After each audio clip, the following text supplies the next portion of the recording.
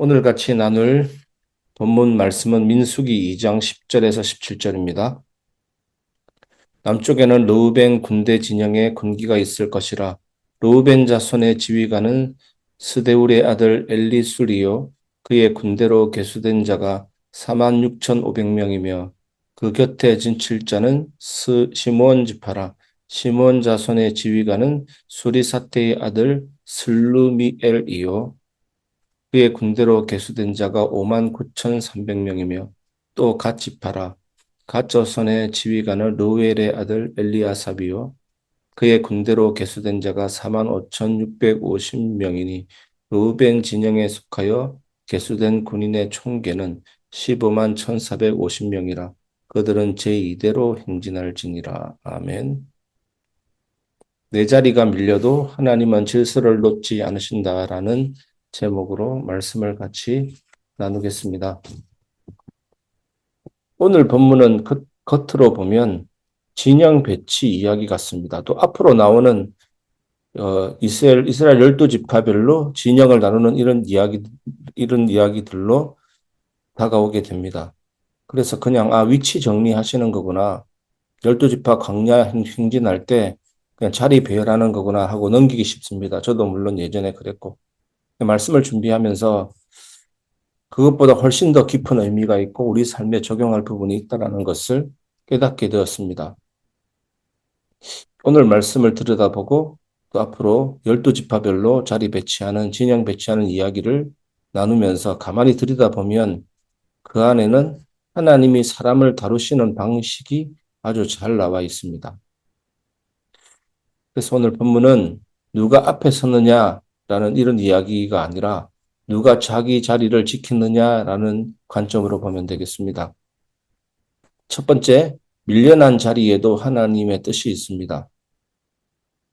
본문을 보면 남쪽 진영의 중심은 르우벤입니다. 원래 르우벤은 누굽니까? 야곱의 장자입니다. 그 말은 뭐냐면 태어날 때는 제일 앞이었던 사람이라는 뜻입니다. 그런데 여러분도 아시다시피 르우벤은 장자의 권리를 온전히 누리지 못합니다. 실수했고 넘어졌고 결국 앞자리는 유다에게 넘어갔습니다. 그래서 지금 르우벤은 제일 앞도 아니고 제일 영광의 자리도 아닙니다. 그런데 중요한 게 하나가 있습니다. 하나님은 르우벤을 버리지 않으셨다라는 것입니다. 르우벤은 앞자리는 잃었지만 자리 자체를 잃지는 않았습니다. 그리고 하나님은 그에게 남쪽 진영의 중심이라는 역할을 맡기십니다. 이게 무슨 뜻이냐면 실패했다고 해서 하나님의 계획에서 빠지는 건 아니라는 뜻입니다. 우리 인생도 그렇습니다. 한번 넘어지면 우리는 이렇게 생각할 수도 있습니다. 이제 난 끝났나 보다. 내 차례는 지나갔는가 보다. 지난주 강단 말씀에 쉽게 결론을 내리지 말라라는 말씀을 우리에게 하나님이 주셨습니다. 우리가 하나님 앞에서 결론을 내리지 않는 것이 오늘의 신앙인 것입니다. 그런데 하나님은 다르게 일하십니다. 하나님은 사람을 버리시지 않으십니다. 그래서 오늘 말씀은 이렇게 들려옵니다.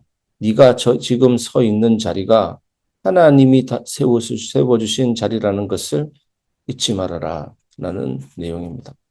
두 번째, 하나님은 사람을 묶어서 세우십니다. 이 부분에 우리가 교회 공동체에 적용할 내용이 많이 들어 있습니다. 르우벤 옆에 누가 섭니까? 시므온과 갓입니다. 이것은 우연이 아닙니다. 시므온은 르우벤과 마찬가지로 야곱의 아들인데 역시 문제 많은 인생이었습니다. 다혈질이었습니다. 성질이 급했습니다. 분노에 휘둘렸고 결국 단독 지파로서의 힘을 잃어버립니다. 갓은 또 어떻습니까? 정통 장자 라인도 아니고 레아의 여종에게서 태어난 아들입니다. 혈통으로 보면 늘 애매한 위치에 있던 사람입니다. 그런데 하나님은 이 세 지파를 묶어 놓으십니다. 왜일까요? 하나님은 비슷한 아픔을 가진 사람들을 함께 세우시기 때문입니다. 혼자 있으면 상처는 독이 되지만 그런데 같이 있으면 상처는 사명이 됩니다. 그래서 하나님은 넘어져 본 사람 옆에 밀려난 밀려나 본 사람 옆에 늘 애매한 자리에서 버텨본 사람을 세우십니다. 교회도 사실은 마찬가지 아닙니까? 사실은 이 모습을 통해서 교회의 모습을 볼 수가 있는 겁니다. 교회도 마찬가지입니다. 하나님은 완벽한 사람들만 모아놓지 않으십니다. 오히려 비슷한 연약함을 가진 사람들을 묶어서 공동체로 만드십니다. 그래서 교회는 병원이라는 말이 있지 않습니까? 서로가 아픈 사람들끼리 모여서 예수님 때문에 치유받고 고침받고 그 예수님 사랑합니다. 예수님 감사합니다라고 고백하는 공동체입니다. 왜냐하면 그래야 서로를 정죄하지 않고 서로를 이해할 수 있기 때문입니다. 그래서 하늘에 계신 내 아버지가 아니고 하나님 하늘에 계신 우리 아버지. 서로가 서로를 붙들어주는 공동체.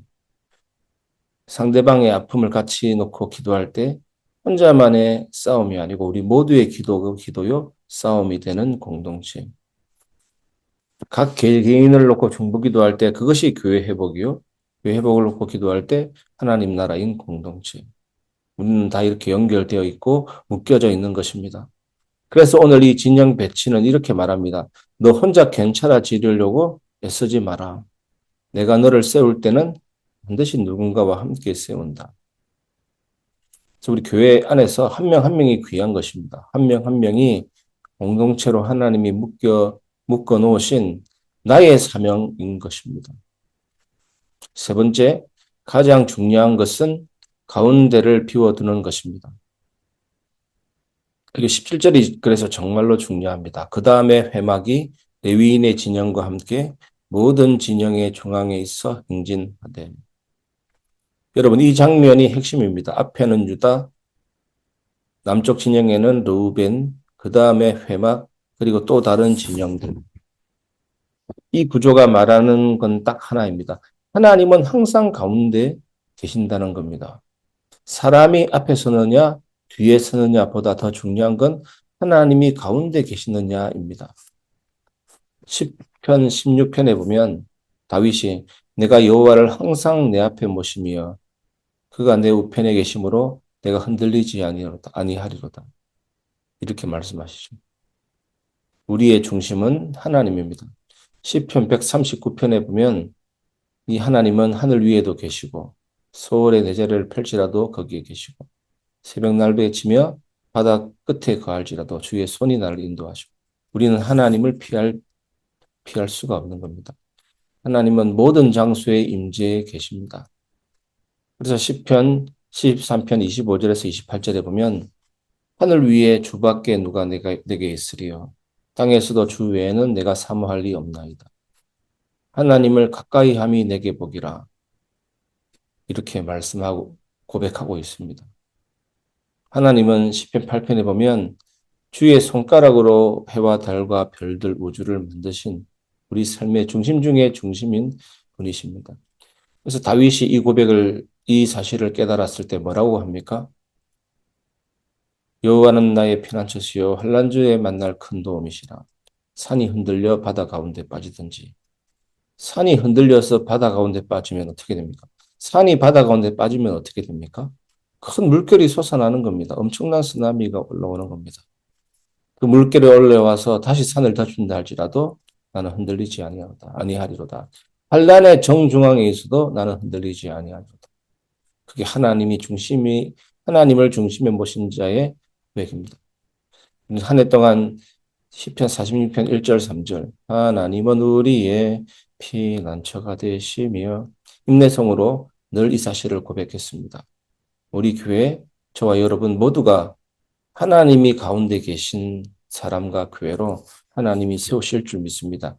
1년 동안의 그 기도를 26년에는 더 새롭게 우리에게 인도하시고 은혜를 베풀어 주실 줄 믿습니다. 레위인은 싸우는 사람들이 아닙니다. 레위인은 눈에 잘 띄는 성과를 내는 사람들도 아닙니다. 하지만 하나님은 그 레위인들과 회막을 진영 한가운데 두십니다. 하나님만이 우리의 중심이죠. 하나님이라는 중심을 놓치면 우리는 좌초하게 됩니다. 왜냐하면 중심이 무너지면 앞에서 잘 싸워도 결국 방향을 잃기 때문입니다. 우리 인생도 그렇습니다. 앞으로 가는 게 중요한 게 아닙니다. 빨리 가는 게 중요한 게 아닙니다. 중심에 하나님이 계신지가 제일 중요한 것입니다. 배의 중심을 잃어버리면, 배가 중심을 잃어버리면 어떻게 되겠습니까? 배의 무게가 중심이 두 개면 어떻게 되겠습니까? 하나님도 중심에 두고 나도 중심에 있고 이러면 어떻게 되겠습니까? 전혀 나아가지 못하고 제자리만 뱅뱅 돌게 되는 겁니다. 우리 인생 배에 내 영혼의 배에 키가 두 개면 어떻게 됩니까? 하나님도 의지하고 세상도 의지하고 이렇게 되면 어떻게 됩니까? 그래서 여러분 고개를 주님 쪽으로 돌리시기 바랍니다. 억지로 창을 열려 하지 말고 고개만 살짝 돌려도 중심 대신 하나님이 놀라운 은혜가 스며드는 그 축복을 우리에게 베풀어 줄 줄 믿습니다. 그래서 오늘 말씀은 이렇게 묻습니다. 너 인생의 한가운데에 뭐가 있느냐? 성과냐? 사람의 평가냐? 자기 만족이냐? 자기 기준이냐? 불안이냐? 아니면 여전히 나 하나님이냐? 오늘 여러분 이 중심을 점검해 보시고 세우시기를 주 예수님의 이름으로 축복합니다. 말씀을 마무리하겠습니다. 앞자리가 아니라 하나님 자리입니다. 사랑하는 여러분, 오늘 말씀은 이렇게 정리할 수가 있습니다. 하나님은 실패한 사람도 쓰시고 밀려난 자리에서도 역할을 주시고 연약한 사람들을 묶어서 공동체로 세우시고 그 모든 한가운데에 반드시 자신을 두십니다. 그래서 교회는 하나님의 섭리와 통치로 진행되는 놀라운 곳입니다. 그래서 오늘 우리가 붙들어야 될 것은 이겁니다. 내가 앞에 서 있느냐, 뒤에 서 있느냐가 아니라 내 인생의 중심에 하나님이 계시느냐. 혹시 요즘 우리의 자리가 애매하게 보이십니까? 혹시 밀려난 것 같고 뒤처진 것 같습니까? 그렇다면 오늘 말씀을 이렇게 들으십시오. 자리는 바뀌어도 하나님은 너를 놓지 않는다. 오늘도 하나님은 각 사람을 자기 위치에 세우시고 각 사람을 자기 깃발 아래 두시고 모든 걸 지나 가운데서 그런 상황 가운데서 함께 걸어가고 계십니다. 그 하나님을 신뢰하시기 바랍니다. 오늘도 자기 자리에서 자기 속도로 자기 깃발 아래서 묵묵히 걸어가는 우리 모두가 되기를 주 예수님의 이름으로 축복합니다.